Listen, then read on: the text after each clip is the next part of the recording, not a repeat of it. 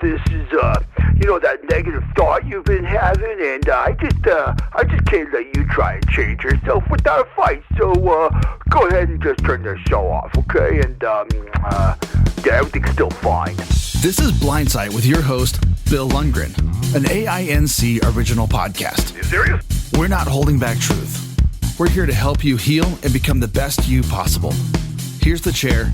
Here's the pillow. Here's Bill.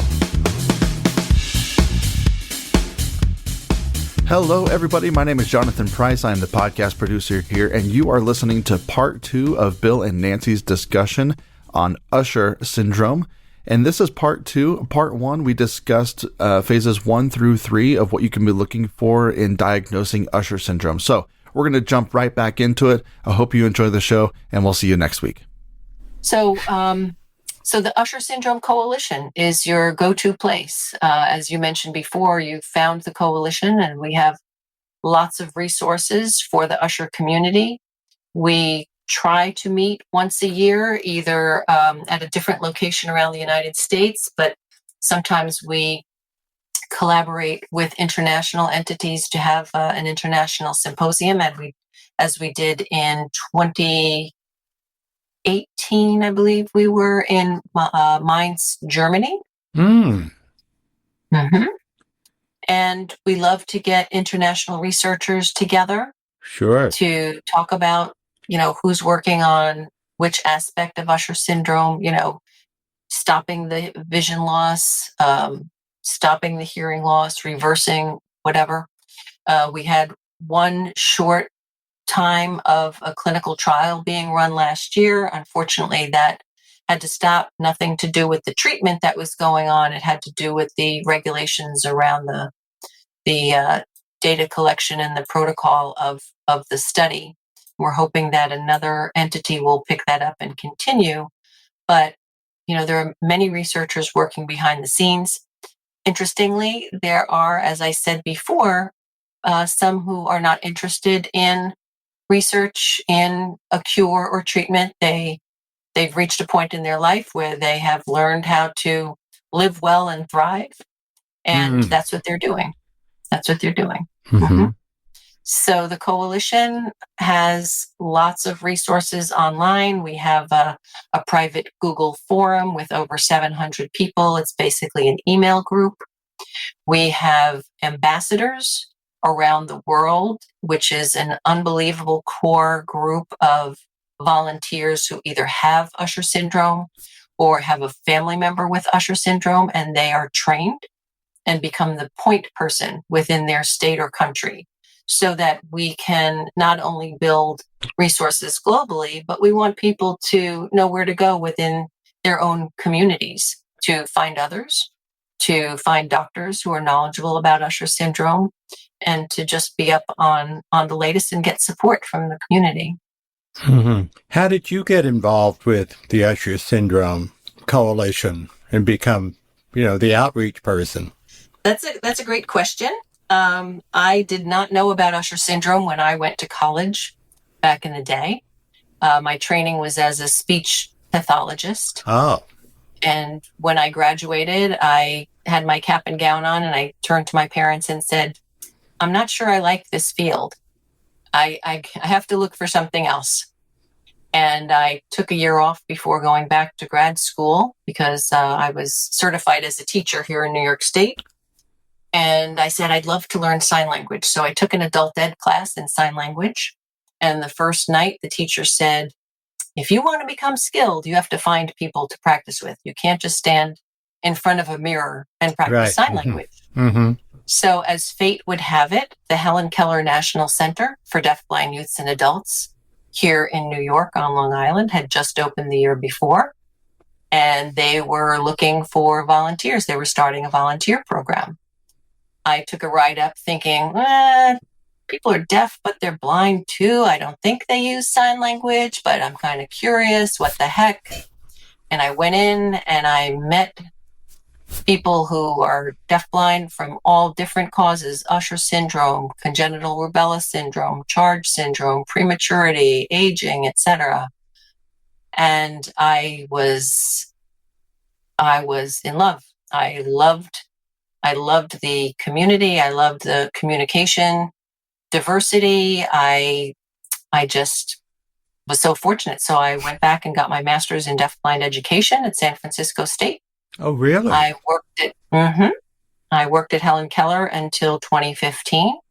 And then looking for a change, I was so fortunate to move over to the Usher Syndrome Coalition. So I've been there for 7 years now. Wow, that's great. I'm glad we have you on board. Oh, thank you. So there's a lot of talk about stem cell research in eye treatment. Do you have you heard anything in terms of Usher syndrome as treatment for at least the blindness part? And I'm not even sure what it is. Well, let me tell you, when I came over to the coalition, my background was in training and service delivery. Mm-hmm. So we at Helen Keller weren't really looking at treatments. We just had people who were already deafblind, and how can we best support and serve them? So working at the coalition has been quite an education for me. And to help anyone understand the latest research that's going on, I'm going to refer you to our website. Because there's not just stem cell research. There are, gene therapies that are going on that'll make your head spin.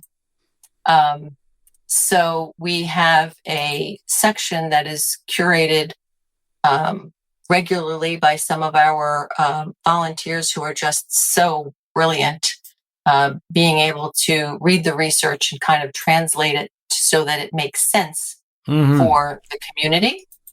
And so that is on our website. Our website is www.usher-syndrome.org. And there is a tab for research. And I'll tell you, Bill, it has gene-independent approaches, which can benefit anyone. Clinical trials, natural history studies. And then it breaks it down according to the various genes that cause Usher syndrome.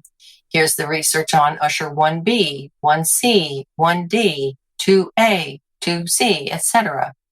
So you can look up anything that's going on in Usher research on that page, and they'll describe it way better than I can. Mm-hmm. But, well, it's nice to know that there's that much research going on, because in terms of the public knowledge, even of the syndrome, there isn't as much as I would like to see. But that's part of the reason you're trying to get people on the database that the coalition has established. Get people signed up so that we've got people who are available for research.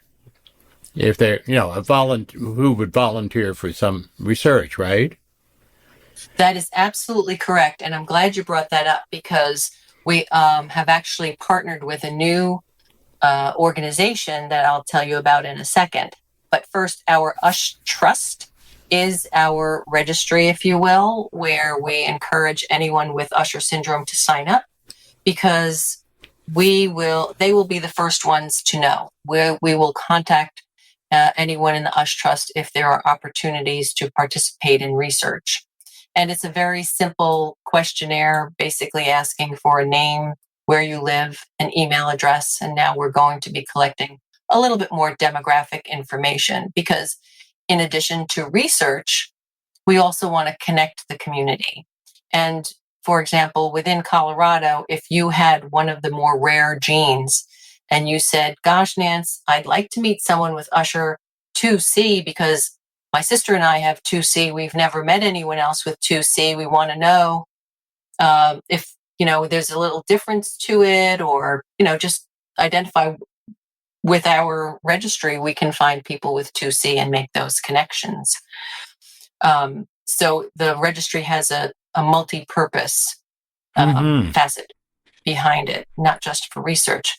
But we realized with the clinical trial that we were helping to recruit for last year through ProQR, PROQR, they were focusing on Usher syndrome type 2A exon 13.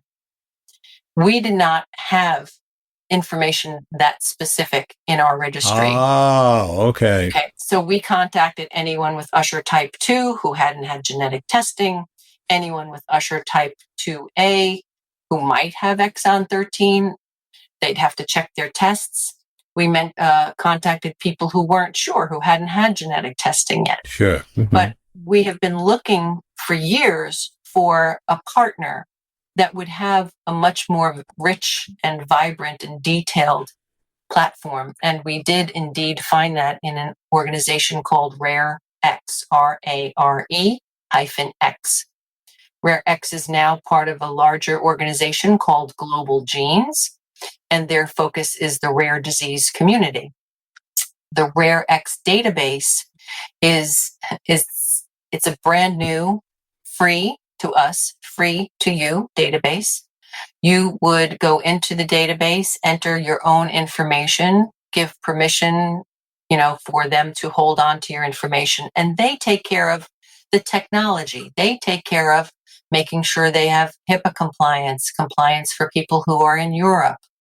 They make sure that any information that is shared with researchers who are approved, that information is de-identified, that they can't track you down without your permission. Mm-hmm. So RARE X database goes way more into depth. It's right now being flown as it's being built. There are still health surveys that they are developing and adding all the time. And the hope, Bill, is that, for example, a researcher who might be looking at, at retinitis pigmentosa could go in and find, oh my goodness, here's people with RP and Usher syndrome. Now, that wouldn't be unusual now. But supposing there was another researcher who was doing research in, say, gastrointestinal issues, because Usher syndrome is based on cilia, those little hair cells. Right. Right? So the cilia are in your ear, the cilia are on the retina, the cilia are in the gut. We had some individuals who say, I have, problems with irritable bowel syndrome, irritable bowel disease. Is that related to Usher syndrome? And we've never been able to answer that question. So if people with Usher syndrome enter their information into the RARE X database, and a researcher who doesn't know anything about Usher syndrome, but knows about GI issues, comes in and does a little search and says to RARE X, oh, I found all of these people who have GI issues, but it looks like they also have Usher syndrome. Would you be able to reach out to them on my behalf? Okay, so it's opening up the doors to other areas to either refute or say, yes, this is something we want to look into. Because quite honestly, Usher syndrome as a unique researched identity has not been looked at for very long. The first gene for Usher syndrome was identified in 1995. And Usher 3B, the gene, was identified in 2012. So there's still so much to learn. We don't know if there are other disease processes or conditions that are associated with Usher other than people mentioning things anecdotally.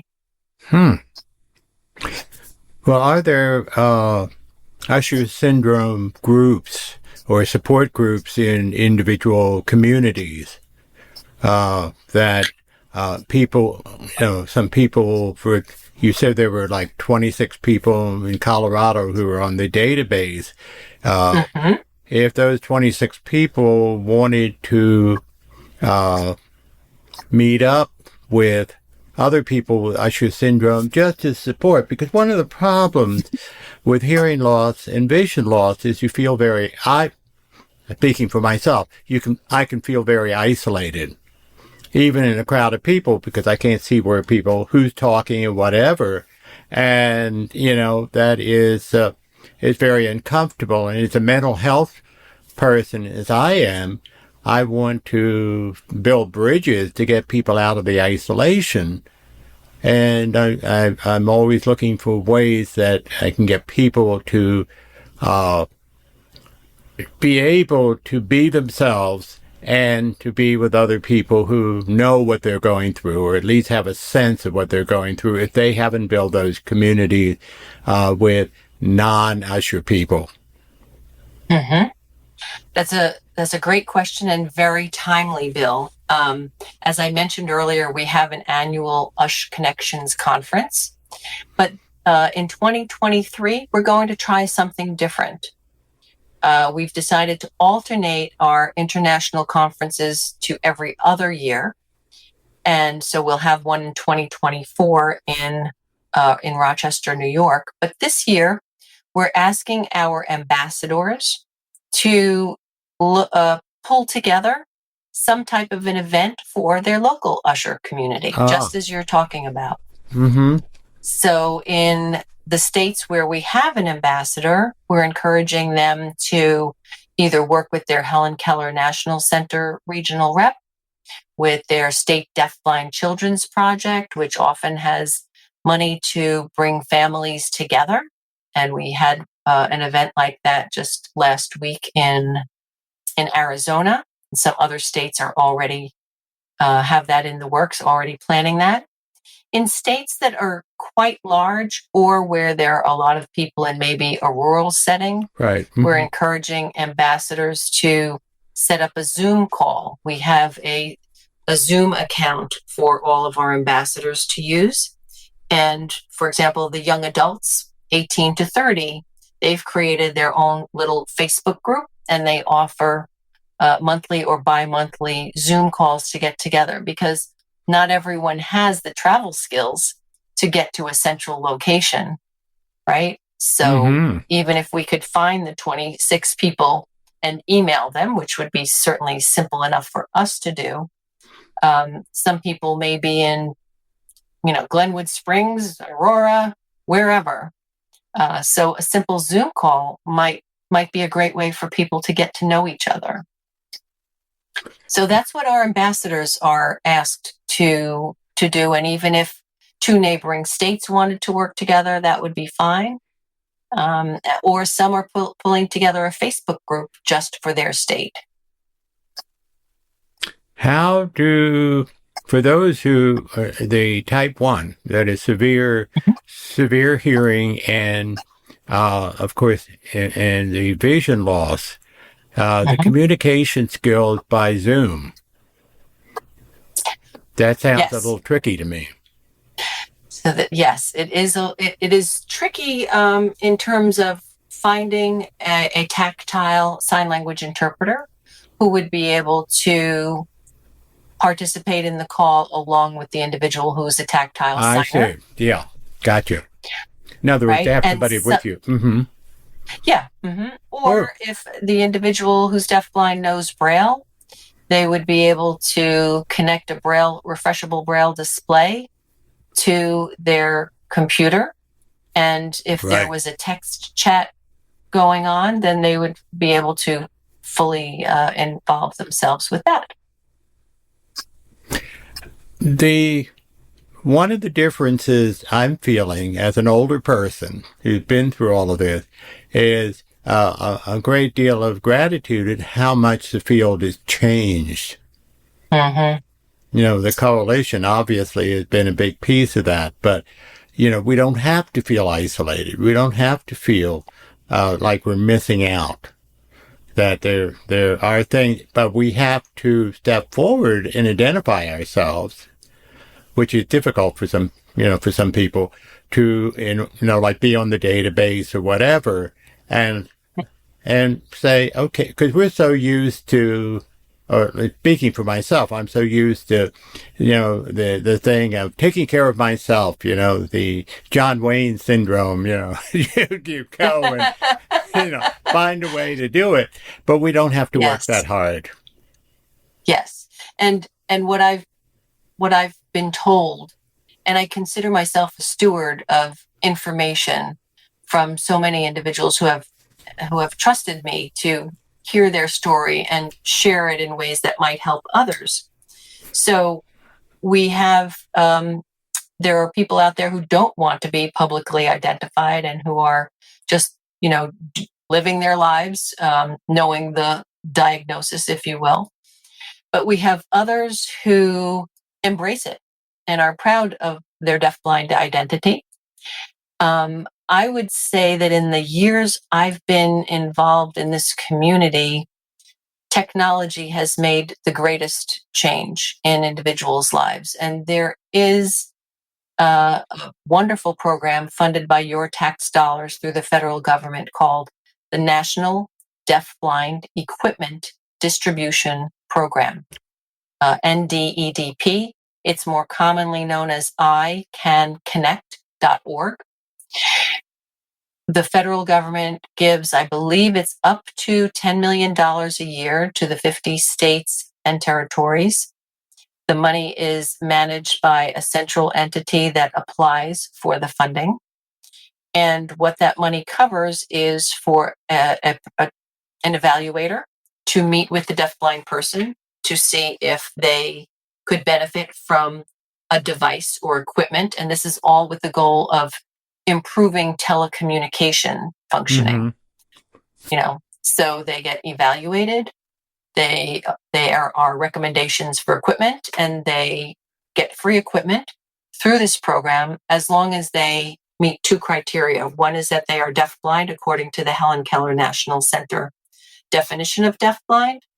And number two is that their salary or income meets certain criteria. Right. I believe it's 4 times the poverty level. But this has been a game changer, as have devices through all the major phone companies. The mobile phones, tablets, computers have become much more accessible. Websites are working towards accessibility. Image descriptions, captions, audio descriptions, text downloads. This podcast is great for people who can hear, but it would be great if there could also be an accompanying text transcript so that a person who's deafblind could then read that on their braille display, or someone who is deaf could read that. That's a good thought. So, yep. So all of the technology has really brought the world together. The fact that we're on a virtual platform talking with each other 1,000 miles apart is just kind of mind-blowing. Tell me about it.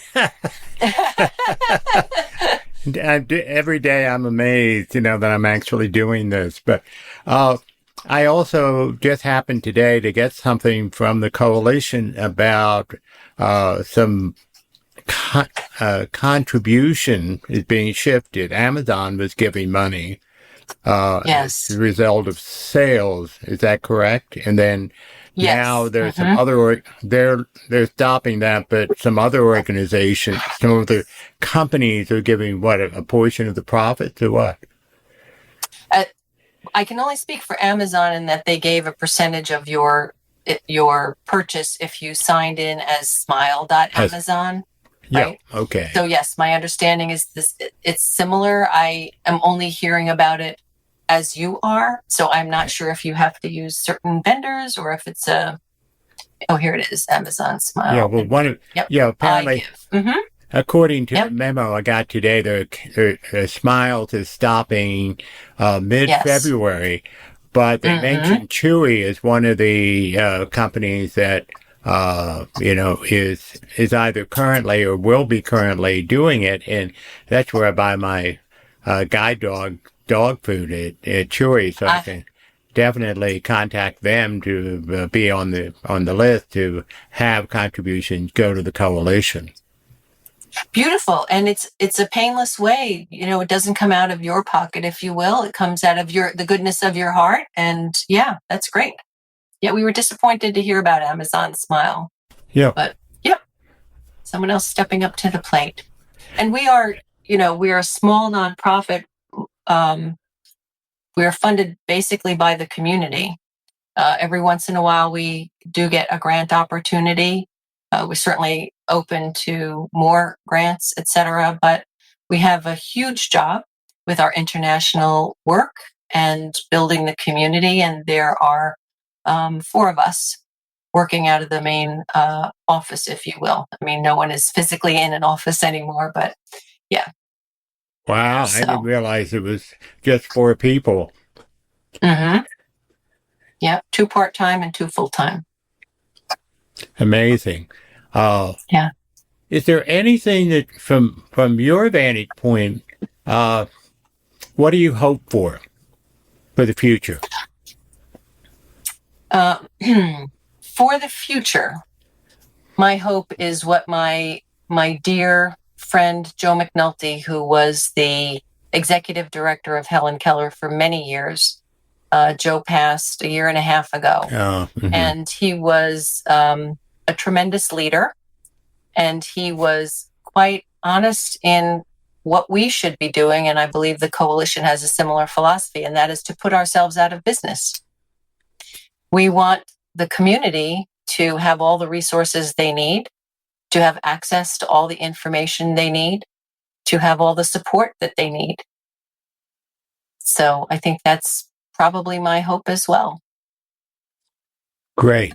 It's been a real pleasure to talk with you today. I certainly, even though I've had Usher Syndrome and dealt with it, I've learned a lot from what you've shared today, and I hope that our listeners have also learned. And how do people get in touch to sign up for the data bank if they want to?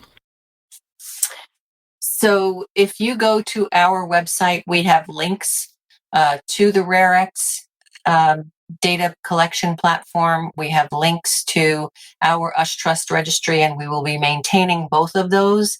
They each have their own function that is separate and unique and important. So once again, I'll give you our web address. It's www.usher,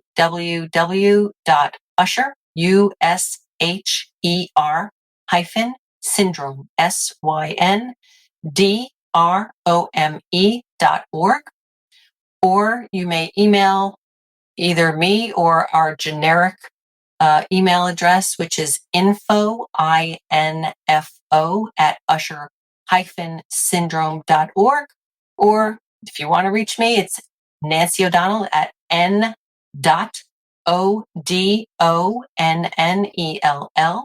at usher-syndrome.org. Great. And for those who want to contribute ideas to this podcast or have some thoughts or questions, please do not hesitate to contact us. Right now I'm not remembering our email, but if you go on our website, you'll be able to find some ways to contact us and let us know what you need. And, blindness, hearing loss, these are can be isolating conditions, and it's on us to keep it from isolating us and to reach out to one another and support one another. And that's part of what I hear from the Usher Syndrome Coalition, and certainly from AIN of Colorado. So thank you, Nancy, for being on today. I sign off to our audience. I hope you have benefited from it. You can give us some feedback. And so this is Bill Lundgren signing off for Audio Information Network of Colorado. Have a great week.